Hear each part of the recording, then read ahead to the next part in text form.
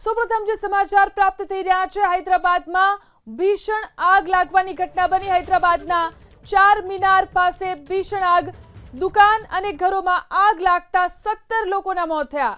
ભીષણ આગની આ ઘટના હૈદરાબાદના ચારમીનાર વિસ્તારની અંદર આ ભીષણ આગ લાગી, દુકાન અને ઘરોની અંદર આગ લાગતા 17 લોકોના મોત નીપજ્યા છે।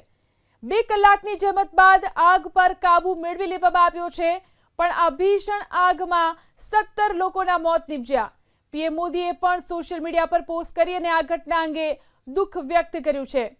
તો દુકાન અને ઘરોમાં આગ લાગી હતી, જેના કારણે 17 લોકોના મોત થયા। હૈદરાબાદના ચારમીનાર વિસ્તારમાં આ ભીષણ આગ લાગી, 2 કલાકની જહેમત બાદ આગ ઉપર કાબુ મેળવવામાં આવ્યો।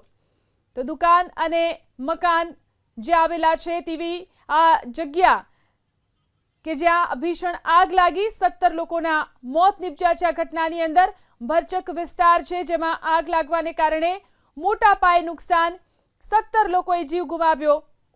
2 કલાકની જહેમત બાદ આગ ઉપર કાબુ મેળવી લેવાયો છે। જે દુઃખદ ઘટના બની છે તે અંગે પીએમ મોદીએ પણ દુઃખ વ્યક્ત કર્યું। સોશિયલ મીડિયા પર તેમણે આ અંગે પોસ્ટ કરી। તો 2 કલાકની જહેમત બાદ આગ ઉપર કાબુ મેળવી લેવામાં આવ્યો છે, પરંતુ ભરચક વિસ્તારની અંદર આગ લાગવાને કારણે મોટું નુકસાન।